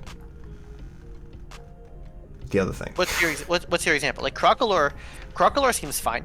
Crocolore is very good. the reason that Crocodile is very good is because Skeledirge likes sitting on the field, living a lot of turns, and like mitigating opponent's damage and getting damage over time. Obviously, having Throat Spray means that Crocodile is doing that over like 5 extra turns than Skeledirge, but because the role it's trying to fill is one that can very easily be replaced by a Pokemon that's doing it worse, that's fine. But if you're looking for a fast, high damage Mon, a slower Pokemon that doesn't have as much damage is not going to fill that role. Right. It can fill different roles, but it's not going to fill that role. Right. So, yeah, I think it's super important to take note of, I think I'm getting this Mon at a discount. Figure out what you need that Pokemon for and why you're getting it at a discount, and make sure that you're okay with that drawback. Yeah, like it's definitely perfectly reasonable to take these concessions. You just have to actually come to a conclusion in relation to, okay, what am I losing, and is it worth losing it? You know who I was looking at a long time? Makuhita. Makuhita is very good. But I remember looking at it and being like, oh, man, it doesn't have, and I forget what it was. And the answer was it has 60 attack, and that's not a big number. Its numbers are so low. 60 attack is, because Hariyama has a ton of attack. You would think that, like, and it's like, it's the ace of that gym leader, I forget, in Gen 3, or what is it, Brawly? Yeah, I'm going to get him. It has half the attack. Like, I would expect Makuhita to have, like, 90 attack. No, Makuhita is like an actual baby Mon, but it's really it takes hits absurdly well. Makuhita is Mon that I've 30, 30? Yes, but combined with thick fat, and the fact that fighting was a pretty good defensive typing. You need to drop. You need to. Okay, I'm going to amend what I said. You need to lower your expectations for what a low tier Mon is. Yeah. Sorry. Makuhita is pretty That's what bad. it says in the video. Lower expectations. like stop trying to make Makuhita work. It's not going to happen. No, I've seen Makuhita work. Makuhita is like a Mon that I've seen put in work. Yeah, but again, you lower were power watching level. a Little Cup video. No, it wasn't low. It wasn't Little Cup. You were It was BDSP. You were dreaming about BDSP. Latios was in the format, dude. It faked out my Latios. They set up Trick Room, and then I think it lived to Draco. Okay. No, that's hold on to that thought for the last slide. Go to the next slide. Yeah, that's the next one. You want to know how it lived? You know how it lived You know how it lived that Draco? That is true. That is the next slide. Yeah. Yeah. Eevee Well, with the other evolution lines where we think there are Pokemon that are maybe being slept on, I think we kind of explained how this format made the classically premium nature of Fletchinder and Fletchling less relevant because more Pokemon were capable of setting Tailwind up reliably with Covert Cloak, and it wasn't just like, I can click Quick Guard and Tailwind.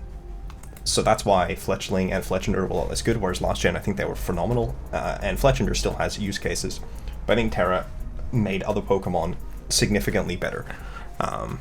And they just don't benefit from Terra enough. That's very true. And then their flaws became more exploitable than they were in previous generations, especially Fletchling. I think Fletchling is so much worse this gen than last gen, but Fletchinder is still pretty decent. And like in Nat decks, Fletchinder is still very good. But with the other baby Pokemon, I think there was another one that I wanted to talk about. Oh yeah, the Goth line. You brought Gothorita. So good. Gothorita's so good. I forget who I talked to. I talked to, shout outs to whoever I'm talking about here. But Jordan said, hey, talk to Steve Monty Scott. He ran a Gothorita, and he gave me all this advice about Gothorita, and I ran it. This Mon does not die. It gets Shadow Tag, it gets Competitive, it gets Frisk, which I haven't run yet, but I want to. But the other two abilities are so good, and it has a bunch of support moves. It has a very unique combination of Trick Room and Fake Out, which I think it shares with like the DD line. And it's so good. And I really thought about picking up Gothita, little baby Goth, over middle Goth. No. Yeah, very different Mon. I mean, it's fine. What do I like? Do I want Trick Room Fake Out, or do I want bulky Mon Trick Room Fake Out with good numbers? It has like 75 special attack, but it has competitive. So I was doing all these calcs with like at a +2. I'm like, oh, what if I get intimidated? And then and it never you caught still the would intimidate. occasionally not run a psychic move. But I think that's But I probably was more for the next next tab. Yeah. When I say next, the one after. So Eviolite. Hero Pokemon that all did really good work this season, solely off the basis of the fact that they have Eviolite. Also, Knucklestack is just completely gooped me in the previous season playoffs. Like 6-0'd my entire team. Knucklestack good.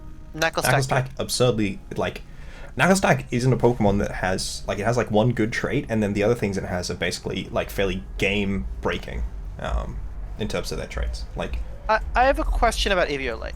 yep. Right? So Eviolite says that if you're not fully evolved, you get a 50% boost to both of your defensive stats, right? Not exactly how that works. It's weird. Like, I think that's what Showdown says, but like that's not the wording in game. And the Showdown lies for the purpose of being more legible. Like, yeah. So what am I missing? What What don't I know? When held, it raises the defense and SpDef of Pokemon that can still evolve. And then later it says it raises both, and then they add body press, and they're like, this lump boosts the defense and SpDef when held by Pokemon that can still evolve, because it does not boost the power of body press. It does not boost the defense stat. It works like screens do, where they reduce the damage of incoming moves. In calculation, it is applied as a negative, like I think it's 0.75x, no 0.67x multiplier on incoming attacking damage. But it does not increase the power of body press, because everyone thought Onyx was going to be finally good. Does it work the same as Assault Vest? Yeah, Assault Vest works the same as it, yeah. Yeah, that's what I thought. And my question is, why the difference does it feel like between Assault Vest and screens... Assault Vest is very particular, where Psyshock beats Assault Vest, and it doesn't beat any of the other ways that mitigate special damage. Okay, now back to your statement. When I put Eviolite on a baby Pokemon, they feel unkillable. I mean, my Hoppip I ran with Covert Cloak, and it still lived to Moonblast from Flood of Main. When I put Assault Vest on anything, it feels like it dies anyway. That's because you showed me a paste where you had an Assault Vest Pokemon and no special defense investment. Oh, it's okay, because I'm bad. Got it. A lot of that comes down to how you invest it, because Assault Vest is a multiplier to how much you invest in your special defense. It becomes really efficient to invest into special defense with an Assault Vest and with Eviolite. But if you aren't investing in it, you're not really gaining that much. So the question with the baby mons is, if I'm running, let's say I'm running this Crocolore with Eviolite, is it better for me to run the max HP, max SpDef to target the thing that I'm trying to not die to? Or is it better to do... I think we need to make a separate video about EV investment, but like the way that the efficiency of health investment versus defense investment works. I'm not talking bulk calculations. I'm not talking like the actual better thing. Okay. Right? I'm talking about if I run this Pokemon that I know is living off of the back of Eviolite, is it better for me to target a thing or go for general bulk? I think that's the heart of what I'm trying to ask. Well, I think that whenever you're investing, you should be working to specific outcomes, because you have to think of EVs as, you know, there are several things that you can do with stats. You can make a Pokemon guaranteed faster than a Pokemon. You can make a Pokemon get a specific damage roll in terms of offense. So whether it's a one-hit KO, whether it's a four-hit KO, that's still something you can invest specifically for, both with attack and special attack. You know, I want to get this amount of damage physically or specially. And then in terms of health, you can say, I want to generally live more hits, whereas defense and special defense, it's much better at targeting actual specific instances of damage you want to heal. And I generally am a strong advocate for actually targeting specific instances of damage that you want to live, especially if you're something like Crocolore or Shellos or Knucklestack with recovery. I think Hoppip does also on synthesis, but I wouldn't recommend running it. So how about on mons like Skiploom or Mischievous, where they want to run Leech Seed, they want to run Pain Split? Is it worth it? Is it worth it for me to have my low HP? If you're running Pain Split specifically, you get more effective value out of Pain Split because it lowers them to a net like lower HP, but you don't actually heal more from Leech Seed. The math on that and Shell Bell is really weird, where it seems like it should be a significant impact, but I think that it's like a deviation of, I think, 1.2%. Instead of like, it seems like it should be like a 60% change in terms of whether you invested more. But that's very specific to Leech Seed and the other, and like Shell Bill. Okay, cool. Because Leech Seed, I thought, was taking a straight number off of the opponent's health and giving it to you. It is, and that's why it's different to Pain Split, which adjusts the amount of health that you're taking off your opponent.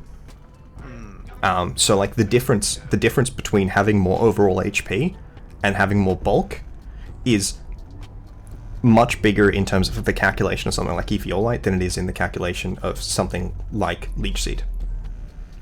Okay. Because the difference is very marginal. Less about the stats and more about the item. When is it worth it to draft a Mon for Eviolite? And also, when is it too many Eviolite Mons? Wow, that's crazy. I kind of did a video called Eviolite. Sorry, where I went into that. There was one person who I think had 5 Pokemon that were all NFVs. But tell me now. Yeah, I mean, but you're like trying to summarize a 2-hour video into like 10 minutes of speech. The answer is, if your Eviolite Pokemon want to come consistently to games and they are not that helpful with other things. So if we go back to our discussion of younger sibling lore expectations, I have run Covert Cloak on Morcrum because it works. It does most of what it does okay with Covert Cloak. That's because it has some natural bulk, and a lot of the things that it's trying to use are not dependent on it living hits and then returning damage. It's more about the value you get outside of something like that allows me to drop Protect. Hoppip, I've run Covert Cloak on. I would not run Covert Cloak on something like Shellos or Knacklestack or Crocolore, where their maybe Crocolore, where their ability to sustain throughout a game. Probably on Knacklestack if I was running into an opposing Garganacl, actually, now I think of it. But if they need to sustain multiple hits, especially if they have recovery, I think it's very difficult to justify dropping Eviolite. But then if you have like a very text thing, it's like, okay, do I have a Focus Sash user? How would I feel about running Knacklestack with a Focus Sash? How would I feel about running Knacklestack with a Covert Cloak? How would I feel about running it with Leftovers? And if any of those give you qualms, then you probably don't want a second Pokemon that gives you those same qualms. That's a great answer. That's what I wanted to hear. Oh, sorry. And then you definitely, I think, don't want like a third or a fourth. But if you'd be like, okay, well, I'm never going to run Knacklestack and Crocolore on the same team of 6, then that is fine, right? But you have to actually come to that conclusion. Like, that's something you have to think through. There's not like a hard and fast answer, but again, I think 5 was too many. I'm fairly safe in saying I think 5 is too many, but less than 5, I don't know how many less than 5. And I think that brings us kind of to our last point of at what point is you get so lost in the sauce you end up running a whole bunch of low tier mons, and then you forget to just bring your sweepers. Well, right? Are your low tier mons your sweepers? Is I guess part of the question there. My team wound up being the point that I had really good top tier support and then a lot of mid and low tier sweeper mons. So running low tier Pokemon was me bringing sweepers. Then like Knacklestack is a mon that wins games absurdly reliably. Like if it is capable of playing into this game, it will generally win. Right. But, so that's I think more a question about Pokemon in general rather than something specific to low tiers, but maybe something that's exacerbated by being a low tier. And the question is, do you actually have a game plan? I think whenever you're building a team of 6, and ideally, like, you want to think of them as 2 or 3 separate teams of 4 made from those 6 components, you want to think about how am I actually going to lock in this game? Yeah. So that kind of brings me to the last point that we're trying to make. How do you make low tier Pokemon do something? Is that the one? It's how do you make the low tier ones do something, but also how do you not get lost in it, right? Yeah. So low tide sink ships. This was a game that is pictured between Purple Rain and Raymond, where Purple Rain bought Pichu just because they kind of wanted to develop a better understanding of how they think Pichu worked, and then they also brought Crocolore. This is 2 low tier Pokemon. It's 2 Pokemon that could technically use Eviolite, taking advantage of 2 separate items, with Crocolore using Eviolite and Pichu taking advantage of Focus Sash, because that makes sense with something like Pichu, especially in formats where it doesn't have Follow Me, because in Dex it does, and then it's better at taking advantage of Eviolite there. But you can get utility out of Pichu by not doing that, Crocodile is generally going to be harder to get utility of without Eviol Light. And both these Pokemon just got KO'd, so they didn't do much. They did 46%. I talked a lot with Purple Rain about this matchup before you played it. Okay. And the Pichu Crocodile lead was intended to beat Dragonite plus Qianpao, which was on Raymond's team, which sounds hilarious, right? I'm going to lead Pichu I have a Crocodile. question. Yeah? How? Right? Like, how? And I go, dude, I'm telling you, I'm getting there. Right? And I go, dude, that's a little. He's like, I want to explore Pichu, I want to try the thing, but between nuzzling the Dragonite and wisping one of the two of them, and wisping the other one, then he had a game plan in the back to beat it. And I think that the game plan was really, it was fragile. I think it was, way too theoretical. If I can just get status on these two. He was trying to cheese it. You cheese it a little bit, but that's kind of what you do when you build with your low tiers. I don't know. I feel like that game comes down to categories of low tiers. Like Crocodile, if your plan with Crocodile is to get one move off, that's probably not using Crocodile the way that it's best being utilized. Whereas if your plan with Crocodile is to sit there, slack off. Is it slack off or is it recover? I think it's slack off. It's slack off. Yeah, slack off. But I'm guilty of this, where I think way too hard about my strats and then I lose to a thing. My matchup against Beebraf and his Iron Valiant.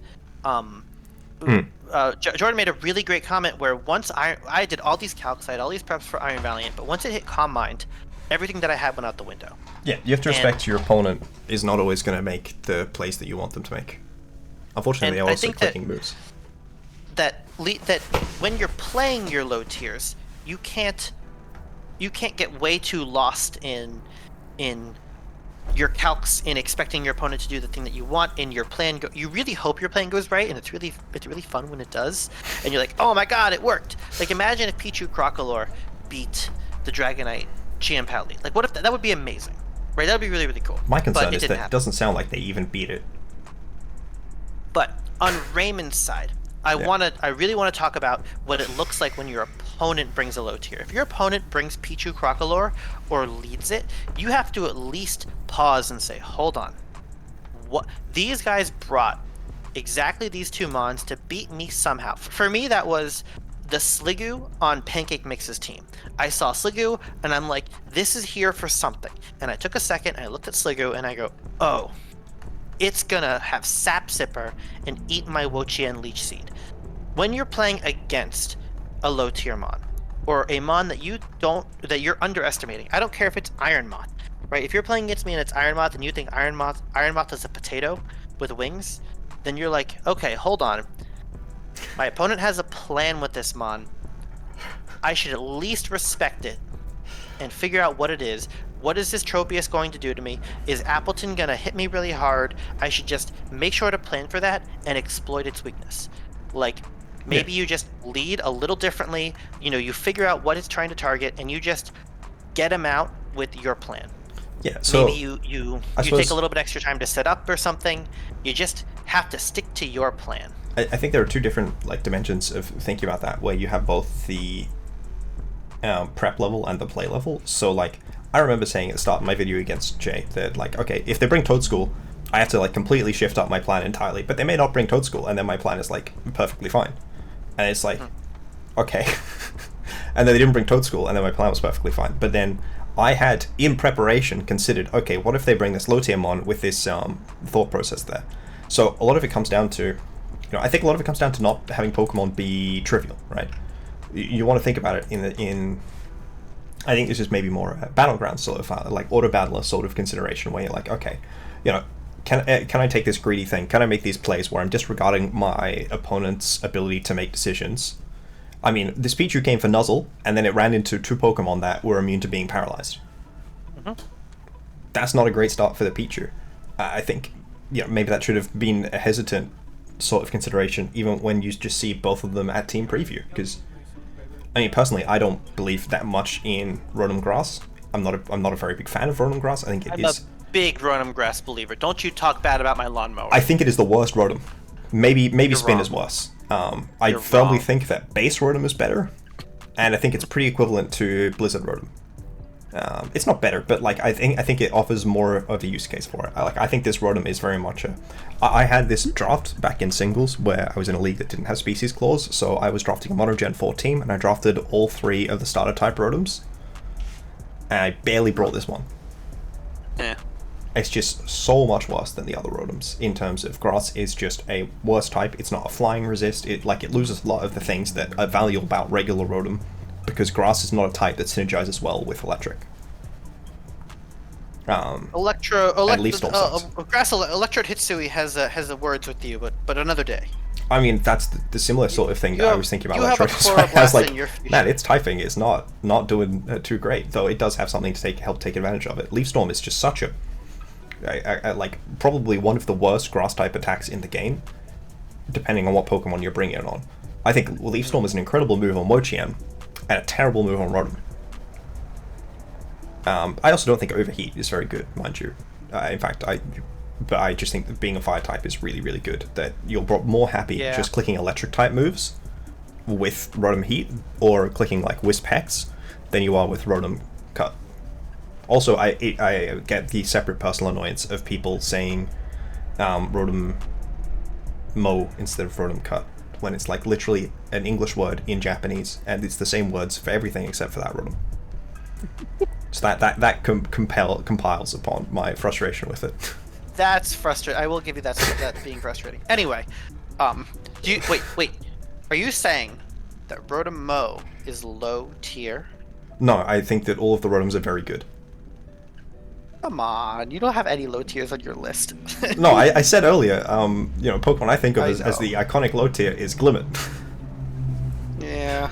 Well, I don't think any of the Rotoms are low tier. I think that kind of like probably where you see the lowest Rotom is where you can start like deciding below that's low tier, you know.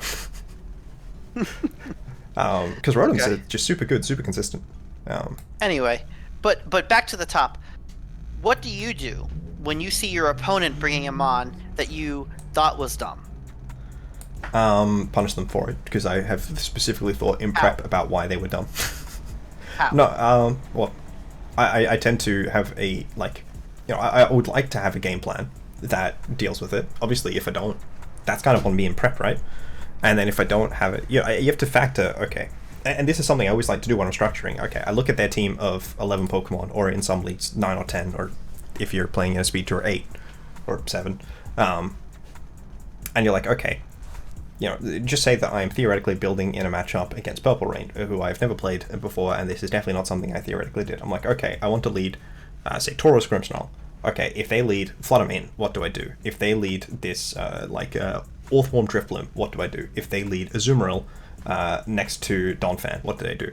If they do bring Crocolore, and I consider Crocolore and whatever mon they drop with the Luminion, I remember specifically thinking that, okay, there's like an awkward thing where if they bring that Crocolore, what am I doing in that situation? And if you don't have that thought process in advance, you can be put on the back foot, or you can consider, okay, what are the concerns with this Pokemon? Okay, Crocolore, it's got very good physical defense, but its special defense is just absolutely garbage. Like, it's got really, really mediocre special defense. That's probably overstating it, but the difference between its special defense and its physical defense is very significant. So, what do I do in this case? Okay, I use the Bulldoze as a support move to get it chipped down in range and remove the Pichu, and then I Thunderbolt into it and delete it from the existence. I am more likely to bring the Pokemon that punishes its flaw as a result of considering that this flawed Pokemon may disrupt my early game plan. Though I do think it probably still lost to a Dragonite Qianpao lead, because it's still just Crocolore. Yeah. Was there supposed to be like a Terror with that as well, or? I don't know. Ask him. But I like this example because it's an example of getting a little too lost in the sauce, which we've all done from time to time. Yeah, but it's also an example of, okay, this has like a theoretical thing. Say that this did theoretically perfectly beat the Qianpao Dragonite lead, so then they just brought a different lead which was more consistent. They were like, okay, Nuzzle is annoying, let me lead 2 Pokemon that can't get nuzzled.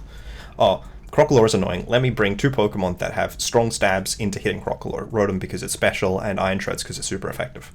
They adjusted to that while still hedging for the more consistent higher tier things. They weren't like necessarily being baited by it, because Iron Treads is not exactly terrible into Fluttermane.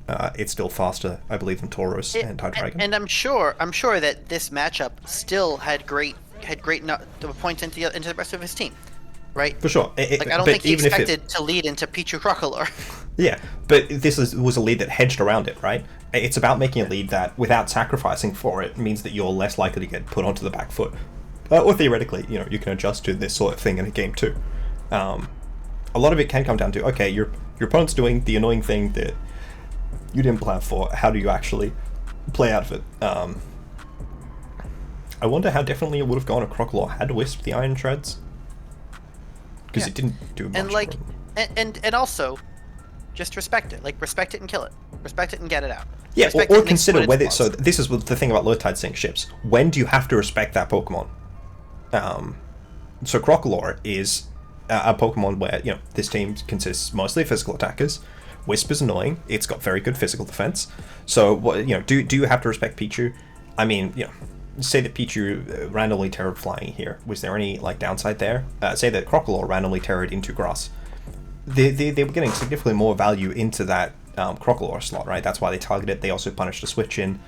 They played identifying which of these Pokemon were more concerning at the time, and your ability to, because of the two things, Pichu showed Fake Out, which did 2%, and Crocodile showed Flamethrower, which I forget if it did 46 or if there was a Citrus Berry and it did 70 odd. I think it was just 46, but that's more of a threat than Pichu is at this point. Yeah, and I think that. And you want to make your low tier Pokemon not be passive or otherwise frail that it is picked off by priority. And when you bring them, you need to build the rest of your team around shoring up their flaws and forcing your opponent consider what into if your the other team matchups they're there for. They hedge against as well. Yeah. Because you have the two sides of it. Get your opponent to play into it. You either want your opponent to play into it, or you want to be able to, you want to be able to punish your opponent for playing into it. Right. And something like Crocodile or, Greedent, I suppose, or even Goth. The difference between Gothorita and Gothita is that Gothorita clicks Psychic and your opponent and your Pokemon is 3-hit KO'd, and Gothita clicks Psychic and your Pokemon is 5-hit KO'd. And that is a very significant difference.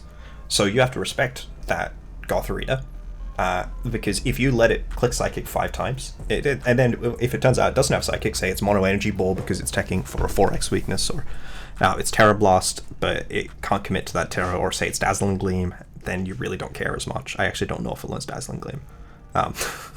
It does not. Okay. But spread moves are a really good example of something which can make a Pokemon be functionally trivial if you're removing the other ones, especially if the only move they have is a spread move, or if they're otherwise locked into a spread move.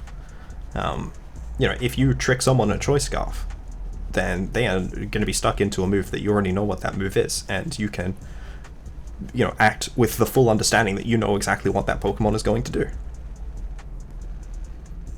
I love it. Yeah, and you have to consider what a Pokemon can do. If you see both of them on the field, how do you stop Crocodile from doing something which ruins your team? Double target it and kill it. How can you stop Pichu from it? Well, Pichu is not super likely to be able to do anything because its main value is in clicking Nuzzle. I don't believe it learns Endeavor. So, you click a spread move because that clears it from the field and advances your game state, but you're not focused on removing the Pichu, and if the Pichu survived here, that wouldn't be a concern. You don't blunder any attacks into a potential Pichu Protect or anything, but you functionally do disregard it, which is a lot more reasonable, because you're not worried that if Crocodile protects and Pichu attacks, anything is going to happen. And if the Pichu is standing next to a Gyarados, or something that, the Lightning Rod is relevant, well then maybe you evaluate the Pichu differently. You probably don't a click Raichu, Thunderbolt. a bunch of Raichu. Actually, sorry, I just realized they clicked Bulldoze to remove Pichu so that they could Thunderbolt Crocodile. And that's what Pichu and Crocodile were doing here together. That makes sense. And maybe that was a blunder. Maybe the Pichu Protect there wastes Raymond's turn. I mean, it would still get the Bulldoze chip off. It depends on whether they wisped. I think the wisp the previous turn was something. I think I tend to think of blundering in a very chess sort of way where you've lost an advantage. Blundering an attack into Protect is not something that you're doing with a spread move. But into Lightning Rod would obviously be annoying. Plus, when Pichu's got to be so scary, right? So when you're using a low-tier Pokemon, especially true with NFAs, but true with fully evolved Pokemon as well, you have to consider what that Pokemon is actually doing in the game and how your opponent can react to it. And that's not just moves. Fungus Spore is a great example on your team of how a low tier Pokemon can exert a lot of pressure to the opposing field. Wide Guard we've seen do a lot of value, give a lot of value. Obviously, Redirection is a very easy example, though it has the same weakness that Spore does of having that. And valuable rare abilities, things like Prankster, things like things that make you say that's not a low tier mon, but you know, things that are relevant in the matchup. Well, I think that Trudel is probably a low tier mon, but it's a strong low tier mon, or Riolu in formats where it doesn't get access to Follow Me. Or back to the Glimmet. Like you're looking at Glimmet at the big number go bonk, and I'm looking at the Toxic Debris because it's unique to that mon. I'm like, you know. Yeah.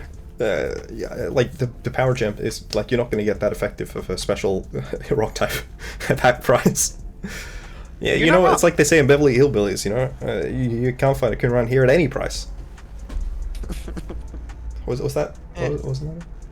I have no idea. I forget what. Anyway, that movie has a lot of very clippable things, which is probably why Win Out made a parody song of it and put like a couple clips from the film into it. Ultimately, low tide sink ships. Any final thoughts? Any final thoughts on low tier mons? Are you drafting any of the baby mons? Any of the baby mons? I mean, I've drafted baby mons. Do I have an Etheolite? You said this? Yeah, Hoppip. Hoppip's phenomenal. That Pokemon has dual screens. It's got sleep powder. That's like, if you want to look at a Pokemon, so we'll just go back to the Etheolite. Doesn't Sukaba have the Iggly buff to round it as type chart? Yeah, I don't know if I'm necessarily respecting the Iggly buff in the matchup because it doesn't have as much HP as Jigglypuff. Oh, I'm just going back to the top. I'm trying to like take it back to the top and see. Oh, the first one. Which of these 8 baby mons. Oh, the first page. Okay. I mean, I've used Smoochum. It's fine. It doesn't get Lovely Kiss. I've used Pichu and Magby. They're no. Have you used Magby? I've used Magby in the baby Little Cup for sure. Clefairy's annoying. Mime Jr. has some really weird moves. Because it's missing some, like Mime has all the moves, and then Mime Jr. has some of them. But Smoochum's okay, it's got Stab, Ice Beam, and Icy Wind. You can do like decent damage with it as a support option. They're still worse than other mons, they're just cheaper. Yeah, oh, they're significantly worse than other mons. And they're necessarily bad. Like, I don't think, like, I think that I'd probably consider using Elekid. I've looked at using Clefairy, mostly just because it has Friend Guard and Helping Hand, which is a great combination. But like Smoochum has like genuine offensive support options. Pichu is absolutely absurd with Follow Me, and then Mime Jr. has some weird tech options. So like it's great for 1 point, but I would consider something like Pichu to be a more significant part of my team with Follow Me than I would consider Smoochum to be, and then Smoochum to be more so than Mime Jr. because I think it does lose Follow Me. Fantastic. Magby also loses Follow Me. Thanks for having me on your channel, by the way. Oh, you know, I was considering, can I do enough videos to get every single coach from this season on my channel? Then I came to the conclusion that that's 23 videos. It's a lot of videos. So instead, I just asked people who I thought were likely to say yes. Anytime, man. So thank you guys all for watching. I hope you remember that Shadi Got Low. Share this video with other people. Leave a comment about what low tiers you think that are secretly low tiers when they're actually cost like 15 points. I'm looking at you, Amoongus. And definitely go check out Colby's channel. I will have it linked down below. Thanks a bunch.